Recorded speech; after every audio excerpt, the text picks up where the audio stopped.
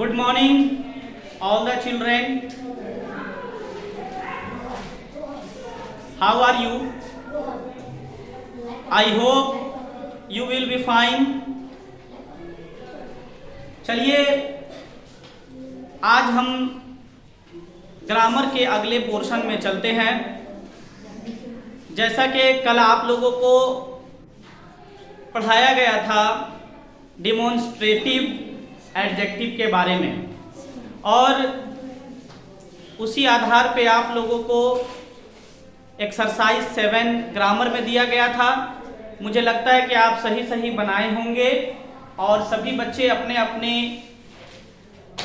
Image को, homework के image को भेज देंगे। अब आते हैं हम लोग इंट्रोगेटिव एडजेक्टिव के बारे में समझने के लिए और पोसेसिव एडजेक्टिव के बारे में। What is an interrogative adjective and what is possessive adjective. जैसा कि मैं पहले भी बता चुका था कि जो भी एडजेक्टिव का रिलेशन है वह प्रोनाउन से मिलता जुलता है। तो कल मैं जो बताया था आप लोगों को डिमॉन्स्ट्रेटिव एडजेक्टिव के बारे में, तो डिमॉन्स्ट्रेटिव प्रोनाउन को भी रिलेट किया था मैं आप लोगों के सामने। आज उसी तरह हम पढ़ेंगे इंट्रोगेटिव एडजेक्टिव के बारे में और पोसेसिव एडजेक्टिव के बारे में। तो चलिए सबसे पहले इसके डिफाइन को समझेंगे। इंट्रोगेटिव एडजेक्टिव है क्या?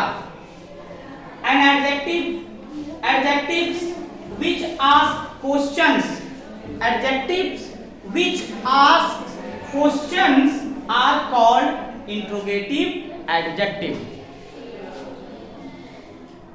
प्रोनाउंस में भी इसी तरह का डिफाइन था।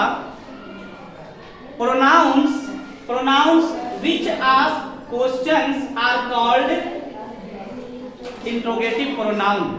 बट डिफरेंस कहाँ है, बस उसी को समझेंगे हम। दोनों का डिफाइन सेम है बट दोनों का यूज में डिफरेंट है, दोनों के उपयोग में डिफरेंस है। तो आज हम उसी चीज के बारे में बात करेंगे। तो एकदम आसान तरीके से, एकदम सरल तरीके से हम इस चीज को समझ जाएंगे। बस आप लोग जहां यूज है उसको पॉइंट करेंगे। चलिए सबसे पहला एग्जांपल दिया गया है, what kind of bird is it.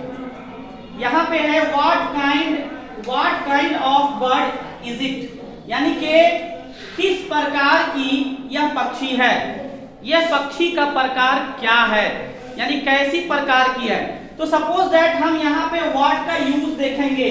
What का यूज देखिए, जब भी हम व्हाट का उपयोग करेंगे, चाहे हम यहाँ पे विच का उपयोग दिया गया है, यहाँ पे हुज का उपयोग दिया गया है, यहाँ भी विच का उपयोग दिया गया हुआ है, इन सभी चारों का यूज दिया गया है। तो हम इन यूज को देखेंगे कि इस यूज से पहले, इस यूज के बाद क्या है।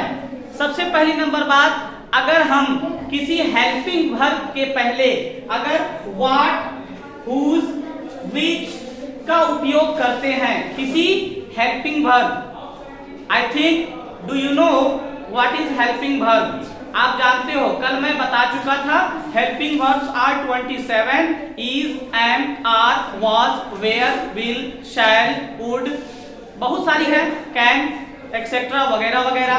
तो यहाँ पर आप लोगों को बताया जा रहा है कि यहाँ विच है, यहाँ व्हाट है, यहाँ विच है, यहाँ व्हाट है, यहाँ हुज है। तो इसका उपयोग कहाँ पर किया गया है? इसका उपयोग किसी, है ना, नाउन से पहले किया गया है। किससे पहले किया गया है? किसी नाउन से पहले किया गया है। तो नाउन से पहले किया गया है, तो यहाँ पे ये काइंड क्या हो जाएगा? इंट्रोगेटिव एडजेक्टिव हो जाएगा। ठीक है।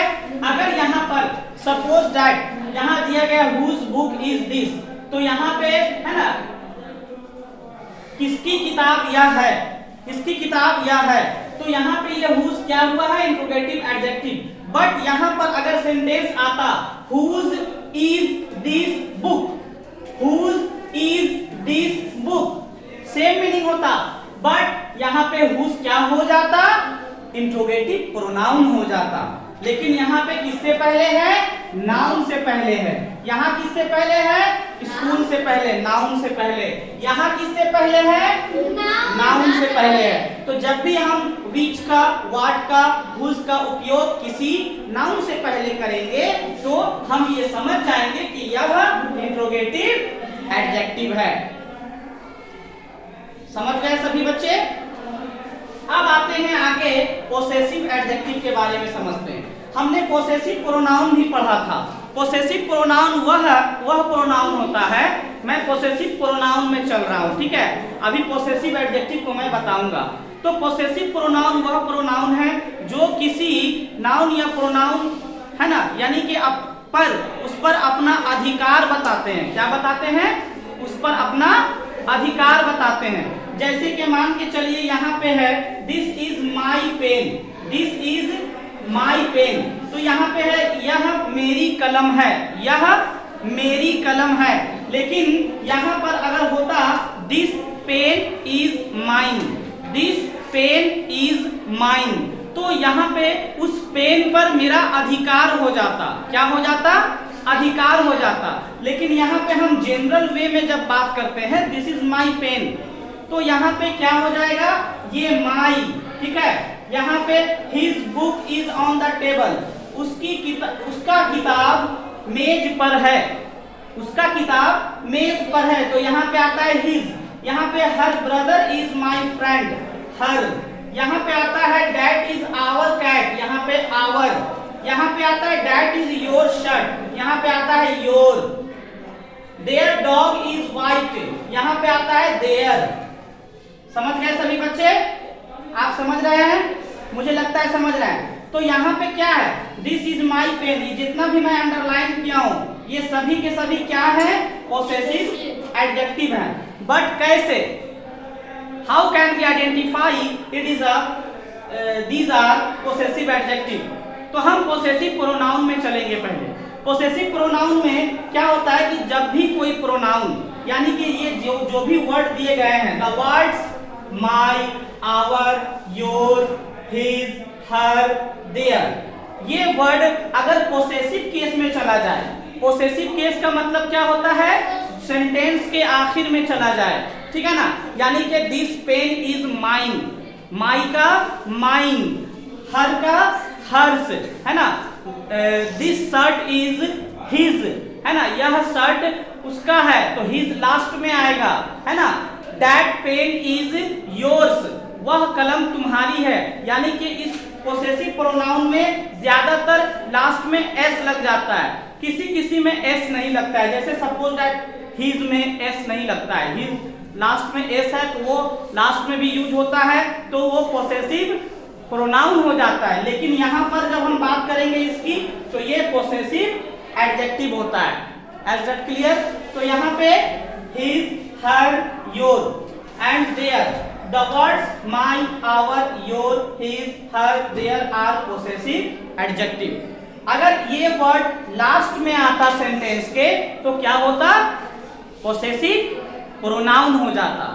ये वर्ड अगर सेंटेंस के आखिरी में आता और उसमें एस लगता तो वह क्या हो जाता? Possessive pronoun. बट यहाँ पे ये वर्ड कहाँ पर है? किसी नाउन से पहले है। कहाँ है? किसी नाउन से पहले है। तो ये वर्ड जब नाउन से पहले आएगा तो इसे हम पोसेसिव एडजेक्टिव कहते हैं। ठीक है बच्चों, मुझे लगता है कि आप सभी समझ गए होंगे, और अगर नहीं समझेंगे तो आप कमेंट में बताएंगे, और समझ जाएंगे तो बताएंगे। कमेंट करना नहीं भूलेंगे। आप लोगों का कमेंट नहीं आता है, कमेंट आना चाहिए ताकि मुझे भी पता चल सके कि आप लोगों ने क्या सीखा, क्या समझा। समझ गए सभी बच्चे? और इसी आधार पे आप लोगों को एक्सरसाइज मिलेगी अभी बनाने के लिए।